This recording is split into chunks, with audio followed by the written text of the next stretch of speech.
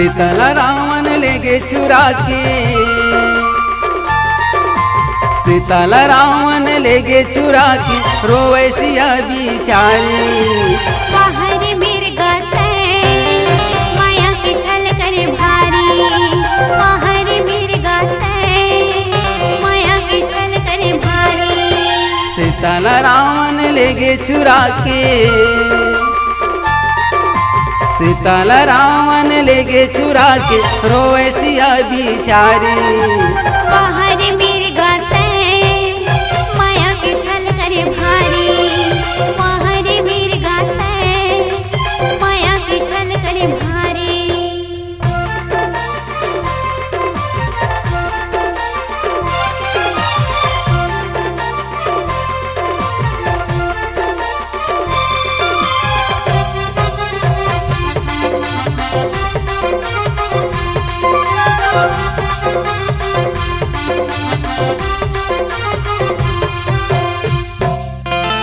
माया मिर्गा के माया ने जाने, प्रभु भेजे बर पेली। लखन कहिच नहीं छोड़ा मैं तोला, सुना कुटिया माँ अकेली।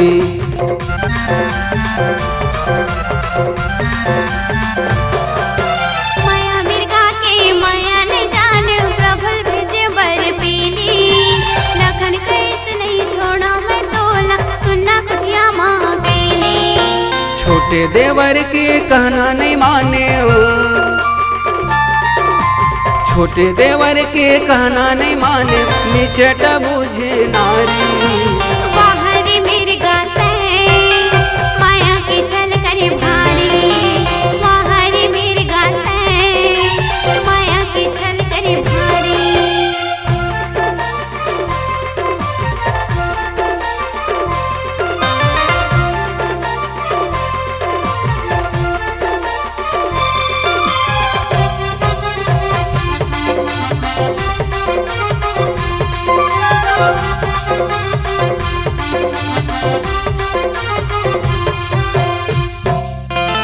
सीतही जान चढ़ाए बहोरी, राम सिया भजो रामा। चला उताइल त्रासना थोरी, राम सिया भजो रामा।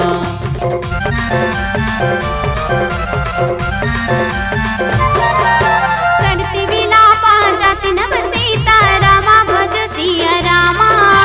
व्याध विवश जनु मृगी सविता, रामा भजो सिया रामा। छोटे देवर के कहना नहीं माने हो, छोटे देवर के कहना नहीं माने, निचट बुझे नारी। बाहर मिर्गा तै माया के छल करे भारी, बाहर मिर्गा तै माया के छल करे भारी। सीता रावण ले गे चुरा के, सीता रावण ले गे चुरा के, रोवे सिया बिचारी।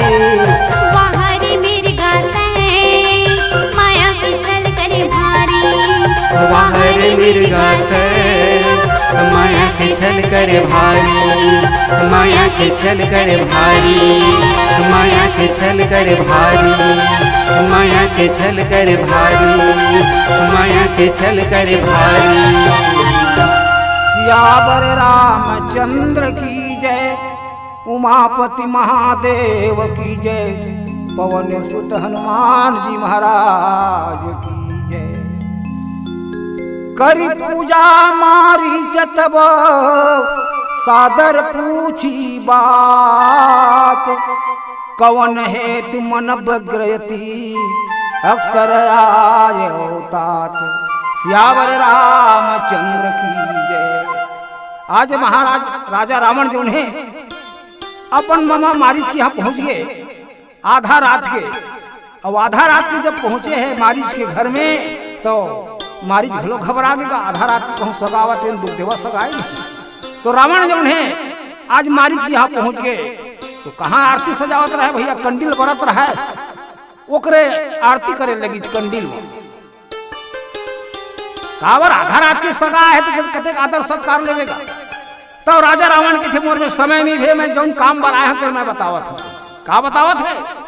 हो कपट मृग तुम छलकारी, जेहि विधि हरि आनंद नृपनारी।